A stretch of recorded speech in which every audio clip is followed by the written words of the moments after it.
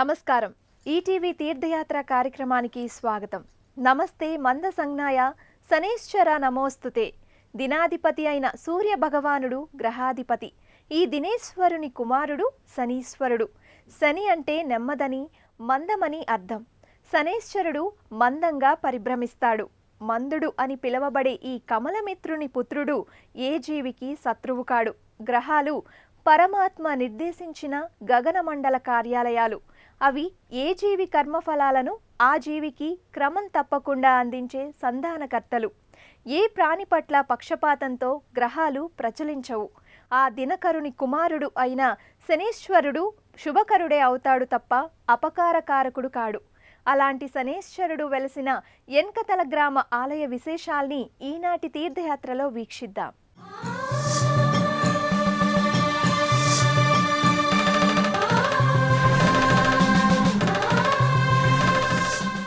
గ్రహం అంటే గ్రహించేది. జీవుల ప్రారబ్ధ కర్మల్ని గ్రహించి ఎవరి పాపపుణ్యాలను వారికి సంక్రమింపచేయడమే ఈ గ్రహకూటమి కర్తవ్యం. గ్రహ ముఖ్యుడైన శనిదేవుడు సూర్యదేవరకు ఛాయాదేవికి జన్మించాడు. ఈ నీలవర్ణుడు నల్లని రంగుల్ని మందవారమని పిలువబడే శనివారాన్ని ఇష్టపడతాడు. పుష్యమాస కృష్ణపక్ష అష్టమ ప్రయుక్త స్వాతి నక్షత్రంలో జన్మించిన శని నల్లటి పూలమాలలు, నల్లటి రథం, నల్లటి గొడుగు ధరించి చరిస్తూ ఉంటాడు. యమధర్మరాజుకు సహోదరుడైన ఈ శనీశ్వరుడు ఎన్కతల గ్రామంలో భక్త ప్రభు ప్రేరణతో 1993లో ప్రతిష్ఠితుడైనాడు. నీలాంజన సమాభాసం రవిపుత్రం యమాగ్రజం ఛాయా మార్తాండ సంభూతం తం నమామి శనేశ్వరం. దివాకరుడైన ఈ సూర్యపుత్రుడికి దైవాకరి అనే పేరు ఉంది. కాటుక కొండలా కనిపించే మృదుల హృదయుడైన శనేశ్వరుడు వైభవోపేతంగా విలసిల్లిన ఈ మందిరం రంగారెడ్డి జిల్లా మోమిన్పేట మండలం ఎన్కతల గ్రామంలో 15 సంవత్సరాల క్రితం నిర్మితమైంది.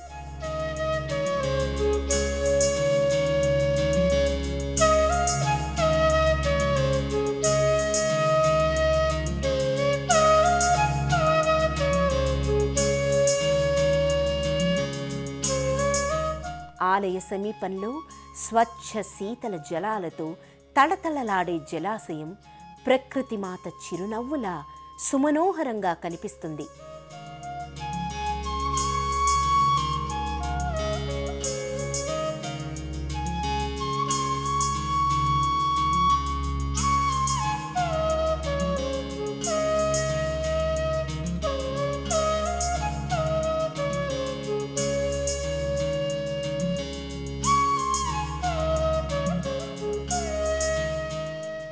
శనీశ్వరుని ఆలయం బయట వృక్షాల క్రింద నారికేళాల్ని సమర్పిస్తూ స్వామివారి ఆశీస్సులకు భక్తులు పాత్రులవుతూ ఉంటారు.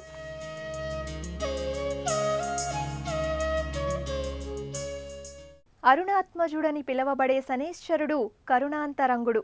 ఈ కుంటికాలి గ్రహదేవుడు కంటిచూపుకు స్వపరభేదం లేదు. ఈ కాలంలో చనుడు భక్తుల పాలిటి అపార కృపా విలోచనుడే. కమలాప్తుని కిరణాలు తీక్షణంగా ఉంటాయి. సూర్యపుత్రుడైన యమధర్మరాజు ధర్మపాలనలో కర్కశంగా ఉంటాడు. యముని అగ్రజుడైన శనిదేవర కూడా కర్మఫలాల్ని జీవులకు అనుసంధానించడంలో కఠినంగా ప్రవర్తిస్తాడు. ఒక్కో రాశిలో 2.5 సంవత్సరాల కాలం స్థిరంగా ఉండడం వల్ల స్థిరుడు, స్థిరగతుడు అని పిలువబడే ఈ ప్రొద్దుదేవర పట్టి షట్చక్రవర్తుల్ని లయకారుడైన శివుడిని కూడా పట్టిచూచిన శక్తివంతుడు. అలాంటి నల్లని మేని గ్రహం కొలువు తీరిన ఆలయాన్ని సందర్శించుకుందాం రండి. విశాలమైన ఆలయ ముఖమంటప ప్రాంగణంలోనే రథాకార స్వర్ణ గోపుర సదృశంగా భాసించే వేదిక మీద శనేశ్వర శిలా విగ్రహం కాకి వాహనంపై అత్యంత నీలవర్ణంతో ప్రకాశిస్తూ ఉంటుంది. హరి ఓం తత్సత్ జయ శనిదేవా హరి ఓం తత్సత్. అగ్ని గోళాల్లా ప్రకాశించే నయనాలతో తనకే రెక్కలు మొలిచినట్లున్న కాకి రెక్కల సొబగుతో నల్లని దేవుడు చల్లగా భక్తులకు దర్శనమిస్తాడు. పౌరుషానికి ప్రతీకలైన మీసాలతో ముక్కుసూటిగా సాగిపోయే మనస్తత్వాన్ని ప్రతిబింబించే కోటేరు నాసికతో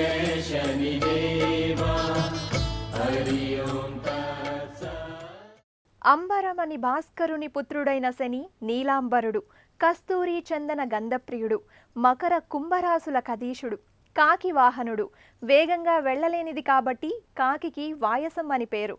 మందగమనుడైన తనకు అనుకూలమైన పక్షినే వాహనంగా చేసుకుని భక్తుల సహనాన్ని పరీక్షించే ఈ శని భగవానుని ఆలయంలో ప్రధాన ఉపాలయమైన దుర్గామాత మందిరంతో పాటు 7 గుడులు ఉపాలయాలుగా, 7 వృక్షాలు దేవతల ప్రతిరూపాలుగా నెలకొని భక్తుల చేత పూజలందుకుంటూ వారిని తరింపచేస్తూ ఉంటాయి. ఆ సప్తదేవ ఆవాసాల్ని, ఆ సప్తవృక్ష రాజాల్ని సందర్శించుకుందాం రండి. వజ్రదేహుడని, సౌమ్యుడని, వైరాగ్య ప్రదాయకుడని స్తుతింపబడే ఈ సూర్యసూతుడి ఆలయ ప్రాంగణంలో దుర్గాదేవి అమ్మవారిది ప్రధాన ఉపాలయం.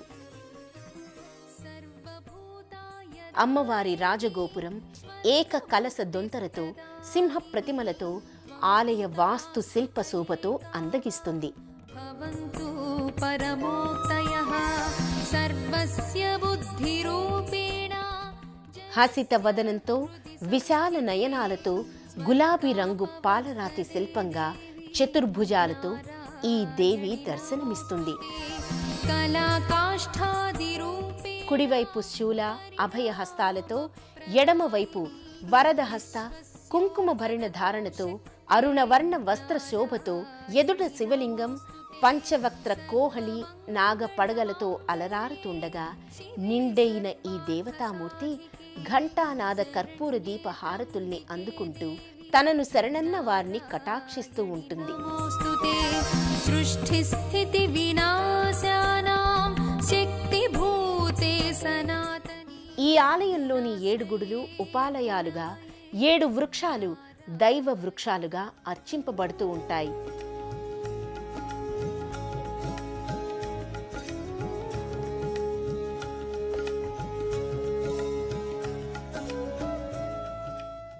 శివభక్తుడైన భక్త ప్రభువు కాషాయ వస్త్రాన్ని కప్పుకొని రూపెత్తిన నిరాడంబరుడిలా నందిని ముందుంచుకొని దర్శనమిస్తూ ఉంటాడు.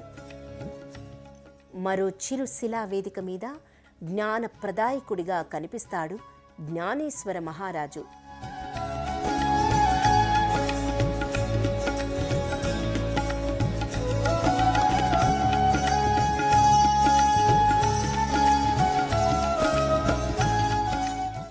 రామాయణ మహామాలారత్నమైన హనుమ ప్రసన్న ఆంజనేయ స్వామి రూపంలో లోహ కవచ ధారణతో పుష్పాలంకృతుడై కనిపిస్తాడు. సప్తదేవతా ప్రతిరూపాలు, సప్త వృక్షాలు.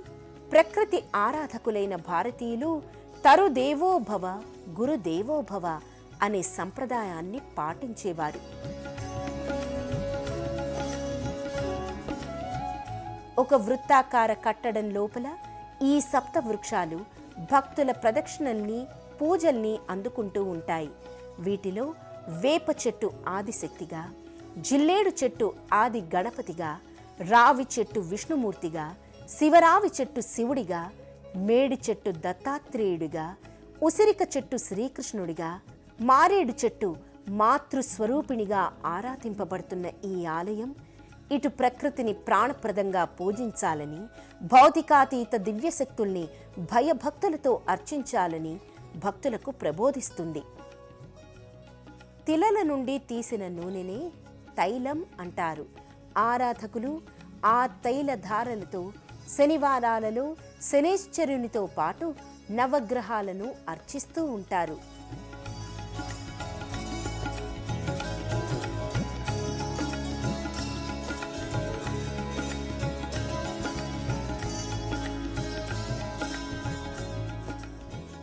దేవతలను అర్చనలతో, ఆరాధనలతో సంతృప్తులను చేసుకున్నప్పుడు మాత్రమే మనల్ని ప్రకృతి వైపరీత్యాల నుండి ఆ దివ్య శక్తులు రక్షిస్తాయన్న సత్యాన్ని మన దేవాలయాలు, తీర్థయాత్రలు ప్రబోధిస్తున్నాయి.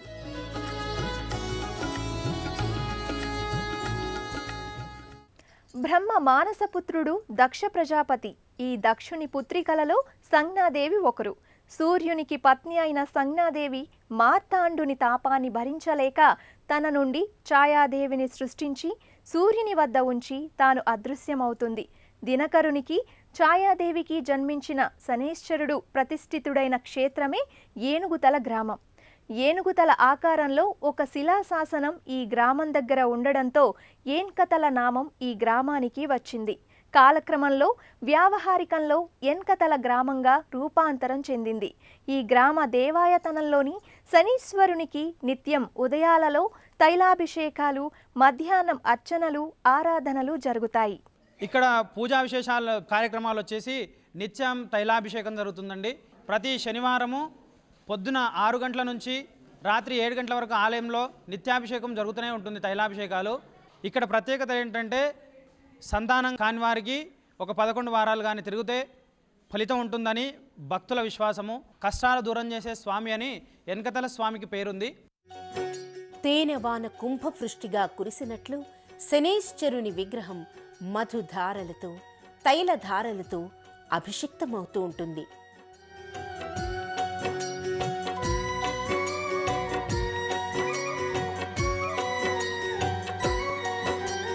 నీలాంజన్ సమాభాసం రవిపుత్రం యమాగజం ఛాయామార్తన్ సంభూతం తం నమామి శనేశ్వరం.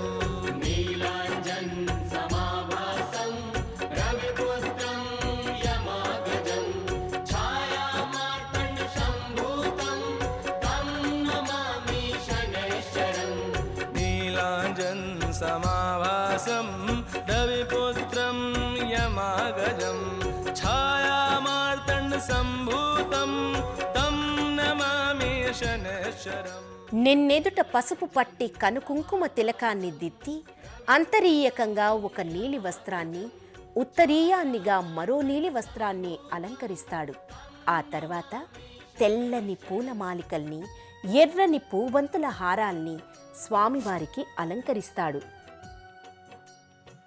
చక్రవర్తి చిహ్నిత మణిఖచిత రజత మకుటాన్ని శనేశ్వరునికి అలంకరిస్తాడు. కంఠంలో భారీ హారావళి ముత్యాల సరులతో పాటు అలరిస్తుండగా 5 అడుగుల ఎత్తున్న ఈ విగ్రహం పాంచభౌతిక విశ్వాన్నంతా శాసిస్తున్నట్లుంటుంది. అఖండ శక్తివంతమైన ఒక చీకటి ఖండం విశ్వరక్షణ సందర్శనాభిలాషతో ఎగసిపోవడానికి సిద్ధంగా ఉన్నట్లు దృక్కోచరమవుతుంది శిలాశిల్పం.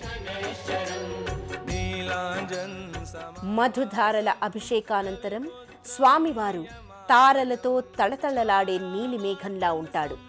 రంగురంగుల మెరుపు తీగలు కారుమబ్బును కమ్ముకున్నట్లు పూలమాలలతో మూల విగ్రహం పుంజీభూతంగా దర్శనమిస్తుంది. స్వామివారికి సమర్పించే దీపహారతిని ఆబాల గోపాలం భక్త బృందాలు స్వీకరిస్తూ స్వస్థ చిత్తులవుతూ ఉంటారు.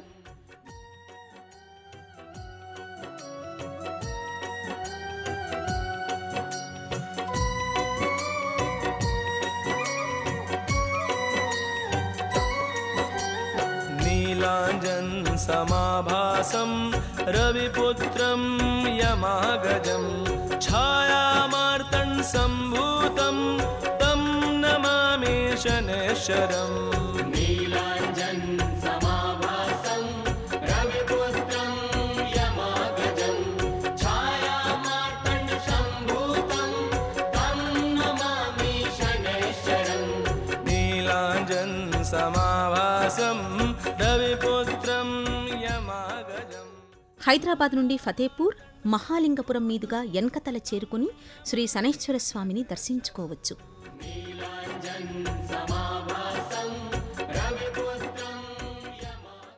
పాంచభౌతిక తత్వంలో రూపొందినదే ప్రపంచం. ప్రపంచంలో భాగమైన మానవుడి శరీరం పంచభూతాత్మకమైనది. భూగోళం మీద ప్రభావం చూపే గ్రహగతులు మనకు సద్గతుల్ని ప్రాప్తింపచేయాలని, ఆలయ విగ్రహాలకు, నవగ్రహాలకు జరిపే పూజలు మనకు శుభాలను, సుఖాలను ప్రసాదించాలని కోరుకుంటూ మరో తీర్థయాత్రలో కలుసుకుందాం. అంతవరకు సెలవు. నమస్కారం.